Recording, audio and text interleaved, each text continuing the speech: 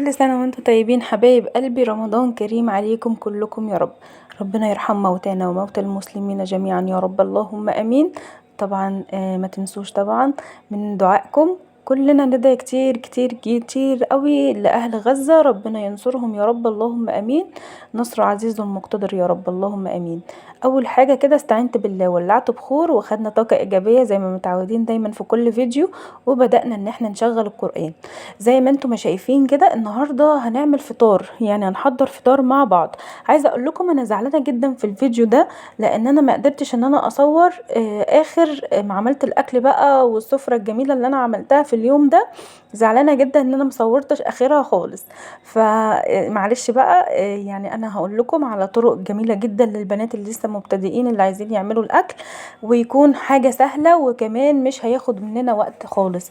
زي ما انتم ما شايفين كده، ده عملت لسان عصفور في اللي هي الهوائيه. بجد حلو جدا وخفيف قوي على المعده ومش تقيل ابدا. زي ما انتم ما شايفين كده حطيته. وطبعا مش بياخد وقت المكرونات او الشعريه او لسان العصفور لما بيتحط في القلايه، ما بياخدش مننا وقت كبير. زي ما انتم ما شايفين كده هي فيها مروحه، فهي بتطير الحاجات كده زي ما انتم ما شايفين. حطيت لسان العصفور على 15 دقيقة ودرجة حرارة 180، لان هو من الحاجات اللي ما بتاخدش وقت زي ما قلت لكم. طبعا دي تجهيزات، اول تجهيزات انا عملتها. وبعد كده بقى بشرنا بصلايه كبيره علشان هنعمل معانا بط النهارده، وهنعمل ملوخيه وشوربه لسان عصفور، وكمان هنعمل محاشي مشكله. وعملنا كمان طاجنين كده صغننين رز معمر، وطبعا السلطات والمخلل، وعملنا طبق بتنجال بقى ايه يفتح النفس كده. اللهم بارك. عايزه اقول لكم تقدروا تعملوا صنف واحد من اللي انا هعمله النهارده، تقدروا تاخدوا فكره او فكرتين تطبقوهم جنب اي حاجه انتوا حابينها، او تعملوا السفره كامله زي ما انا ما عملتها. ربنا يجعل عندكم دايما الخير يا رب اللهم امين. هي مجرد ان انتوا بتاخدوا مني افكار مش اكتر من كده. في بنات جداد لسه بيتعلموا، وكمان بيساعدوا مامتهم في المطبخ، فتقدروا ان انتوا تعملوا الحاجات دي سهله وجميله قوي. اول حاجه انا مش بحب افرم لا البصل ولا الثوم ولا الطماطم كمان في الكبه. انا بحب اعملهم بالمبشره. المبشره المكسره بتاعتي دي يعني بتطلع الحاجات اللهم بارك تحفه، ما يغركوش ان هي مكسره كده ومش حلوه. زي ما انتم ما شايفين كده بدأت ان انا ابشر بقى الثوم معايا، وبعدين هبشر البصلايه، وكمان هبشر الطماطم. هقول لكم دلوقتي انا هبشر الحاجات دي ليه وهعمل بيها ايه. طبعا زي ما قلت لكم سفرة النهاردة هي محاشي مشكلة، واتنين طاجن رز معمر بالسمنة البلدي بقى كده ايه يستاهل بقكم والله. وكمان محاشي مشكلة والملوخية. وزي ما انتم ما شايفين كده انا قلبت الخلطة دي كلها بعد ما عصقت فرمتها كده مع بعض. ده لسان العصفور انا كنت بوريه لكم، هو كده لونه حلو قوي اللهم بارك. شايفين بيبقى كله لون واحد واخد لون ذهبي، مختلف كمان عن ما انت ما بتحمريه خالص. هنا بقى قلبت الخلطة بتاعتي دي، حطيت عليها فلفل اسود وحطيت عليها ملح وكمان حطيت عليها كمون وشوية كده من بهارات المشكلة، يعني اللي هي 7 بهارات. وقلبتهم كده مع بعض وسبتهم شوية. هنا هاخد منهم شوية كده لسان العصفور. لسان العصفور طبعا ما حطيتلوش لا سمنة ولا اي حاجة خالص ولا اي مادة دهنية، هقول لكم ليه دلوقتي. لان انا عندي هعمل شوربة بط النهاردة، فشوربة البط عامة بتكون دسمة قوي وتقيلة جدا. زي ما انتم ما شايفين كده الخلطة دي هاخد منها كده شوية، وكمان النص التاني هخليه للبطاية. طبعا عايزة اقول لكم اي طيور عندكم اعملوها بالطريقة دي هتعجبكم جدا، سواء بط حمام فراخ اللحمة كمان بتديها طعم حلو جدا للشوربة. هي البصل والطماطم وكمان التوم فظيع يا جماعة، وجربوه كده في شوربة لسان العصفور هتديكم طعم وريحة اللهم بارك تحفة. طبعا زي ما قلت لكم شوربة البط دسمة، فانا هعمل منها لسان العصفور. فكده لسان العصفور معايا ما فيهوش اي مادة دهنية خالص، لان عندي شوربة البط تقيلة. ما عندكيش شوربة البط تقيلة وانت هتحمري لسان العصفور، حطي له كده معلقة من السمنة البلدي تديله طعم كده ونكهة حلوة قوي. بلس طبعا الخطوات اللي احنا قلناها اللي هي التومية وفصين التوم وبصلاية، قد ايه بتديلك طعم حلو قوي للشوربة بتاعتك. هنا بقى الطواجن بتاعتي عملت فيها ايه، جبت واحدة من الزبادي جبت كده واحدة من الزبادي وبدأت ان انا احط معاها الملح واحط معاها سكر. بحط على الكمية دي معلقة من السكر. الرز معايا مش منقوع، هو مغسول بس. انا غسلته كويس قوي وقسمت طبعا كيلو اللبن، ده كيلو لبن بس مش اكتر، قسمته على الطاجنين. وبعدها بعد طبعا ما دوبت في اللبن، خدت شوية لبن ودوبت فيهم الزبادي طبعا، وقسمت بقى ايه على الطاجنين كده الكمية زي ما انتم ما شايفينه كده. وبدأت طبعا ان انا اقلبهم وحطلهم طبعا ملح ومظبطلهم معلقة واحدة بس من السكر على الكيلو اللبن، وعلى الكمية دي كلها معلقة واحدة بس من السكر بتعادل طعم الطاجن معايا. طاجن رز معمر يعني سمنة بلدي، سمنة بلدي وقشطة.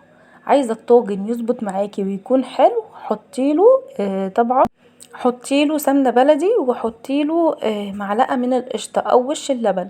انا كان عندي وش اللبن حطاه في التلاجة في علبة كده، حطيت منه طبعا هنا شوية وهنا شوية وكان طعمه جميل قوي اللهم بارك.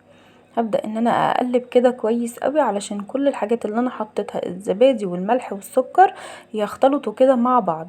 وهبدأ ان انا احط كمان على وشهم السمنة البلدي ومعلقتين القشطة كده كبار حلوين قوي وتوصي كده بالقشطة. عايزه اقول لكم انه ريحته وطعمه في منتهى الجمال. دي سمنه بلدي كنت بوريها لكم. عايزه اقول لكم يا جماعه بجد انا زعلانه قوي قوي قوي ان السفره دي في الاخر انا ما صورتهاش، بس يعني هحاول ان انا بقدر الامكان ابقى اصور لكم في اخر الفيديو. هنزل لكم كده صوره عليه، فهتشوفوا طبعا السفره بعد ما خلصت كان شكلها عامل ازاي. بس والله العظيم طبعا في رمضان الوقت بيعدي وبتبقي نفسك تنجزي الحاجات بدري بدري، فعلشان كده ما قدرتش ان انا اصور في الاخر لانه فطرتهم طبعا بعد المغرب ما اذن، مع اني كنت مظبطه كل حاجه وموضباها جنبي يعني، بس عشان انا عملت حاجات كتير لان دي كانت عزومه فالوقت كان ضيق قوي بالنسبه لي، ما قدرتش ان انا اعمل فيه حاجات يعني، ما قدرتش ان انا اصور من اوله لاخره. كان مجهود طبعا وتعب لما انت كمان بتبقي واقفه لوحدك. زي ما انتم ما شايفين كده القشطه بتاعت وش اللبن. هبدأ بقى ان انا احط منها في الطاجن هنا شويه وهنا شويه. عايزه اقول لكم لما بتبقي حطاها كده بتنفع بصراحه، بتحطي مع الحلويات، بتحطي مع الطواجن رز معمر، بتحطي مع البشاميل، فبتكون جميله قوي. وعملت طبعا يا جماعه سمبوسك بس كانت تحفه ما شاء الله. كانت سمبوسك بالجبنه وحطيت معاها زيتون وحطيت معاها كمان بقدونس وحتى شويه كده صغيرين من النعناع والجبنه الموتزاريلا وجبنه فيتا. قلبتهم كده كويس قوي مع بعض وبدأت ان انا احشي بيهم السمبوسك كده على طول. اللي عايز لفة السمبوسك من اولها لاخرها يدخل لي كده على فيديو هتلاقوه فيديو مخصص للسمبوسك بس. وطبعا بقى ما السفرة الجميلة بتاعتنا ما تحلاش غير بالطبق البتنجان التحفة اللهم بارك يا جماعة. كله ساب الاكل واكل منه حقيقي بجد ما شاء الله طعمه في منتهى الجمال. طبعا انا قليت البتنجان وحطيت معاه كده الفلفل الحار اللي انتوا شايفينه ده، بس ما قليتش الفلفل قوي يعني خليته كده جميل. جبت بقى التوم وجبت، طبعا احنا صايمين فما هنحطش توم كتير، انا حطيت توم شويه صغيرين. وجبت طماطميه كبيره وحطيت عصرت عليها ليمون وعصرت عليها خل وحطيت شويه كمون وشويه من الكزبره. بدات اقلبهم كده كويس قوي مع بعض وبقيت بدات ان انا احطهم على خلطه البتنجان. هنا زي ما انتم ما شايفين دي شوربه البط معايا اللهم بارك، شايفين هي عامله ازاي تقيله قوي. طبعا دي التسبيكه بتاعه المحشي لازم طبعا تكوني حاطه بصل كميه كويسه وكمان تحمري تخلي لونه كده يكون ذهبي. زي ما انتم ما شايفين كده حطيت طبعا صلصه، دي صلصه اللي هي الجاهزه، وبعدين حطيت الصلصه اللي احنا مسبكينها وعاملينها مع بعض، اللي احنا مفرزينها مع بعض. طبعا برضو عاملاها في فيديوهات قبل كده، اللي ما شافش طريقه الصلصه اللي هي متفرزه معانا بتقعد يا جماعه من السنه للسنه وبتسهل عليكي كتير، بدل ما كل مره تقعدي تضربي في طماطم لا، هي بتكون سهله وسريعه وبتحطيها على طول على الحاجه وبتساعدك كتير. في طبعا في سفر رمضان عندك عزومات انت بتطلعي الكيس وبتحطيه كده على طول بتكون سهله. طبعا انا دخلت الطاجنين اللي احنا عملناهم الرز المعمر دخلتهم في الفرن. وهنا بدأت ان انا اعمل خلطه المحشي، وطبعا اللي ورا ده لسان العصفور اللي انتوا شايفينه ده، ودي طبعا شوربة البط ما شاء الله. دي السمبوسك بالجبنة، بدأت احط عليها كده معلقتين كبار من زيت الزيتون.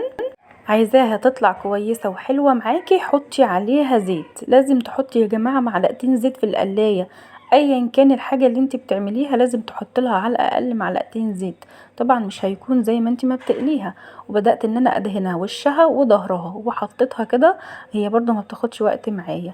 هنا الفلفل والكوسه والبتنجان كنت قورتهم وظبطتهم وغسلتهم كويس قوي. هنبدأ بقى ان احنا نجهز خلطة المحشي ونحشي مع بعض. بحط ايه على خلطة المحشي؟ بسبك الطماطم كويس قوي، وبعدين بحط لها الرز وشبت وبقدونس وكزبرة، بقلبهم كويس قوي مع بعض وبحشي كده. وبشوربة البط التحفة معايا دي اللي متحبشة بقى بالحبهان والكوبيبة الصيني والفلفل الاسود والكمون. وببدأ بقى ان انا ايه اشرب المحشي كده زي ما انتم ما شايفين. وعملت حلة كمان صغيرة كده من الكرنب. طبعا كان نفسي اعمل ورق عنب بس ما لحقتش، طبعا عشان واقفه لوحدي فما لحقتش ان انا اعمل ورق العنب. زي ما انتم ما شايفين كده برضو هسقيه بشوربه البط، وعملنا طبق سلطه خضراء كده جميل قوي اللهم بارك. وعملت كده الملوخيه الخضراء، خليت الشوربه بتاعتي غليت كده وحطيت معاها مكعب من المرق. وبعدين حطيت الملوخيه مخرطاها ومظبطاها، وبتاخد غلوه واحده بس مش اكتر. وهنا لسان العصفور معايا بيتشرب، هوطي عليه النار خالص. وهنا طبعا المحشي شربته برضو بالشوربه وحطيت طبق كده علشان ما يفرفتش معايا ويبقى مش حلو. يلا بينا بقى نعمل طشة التوم اللي بتغسلني من جوه. الصوت ده يا جماعة وصوت التقلية ده بيغسلني من جوه، اللهم اني صايمة. بمنتج لكم الفيديو وانا صايمة. زي ما انتم شايفين كده حطيت طشة الملوخية وجميلة قوي. يا رب يكون الفيديو عجبكم.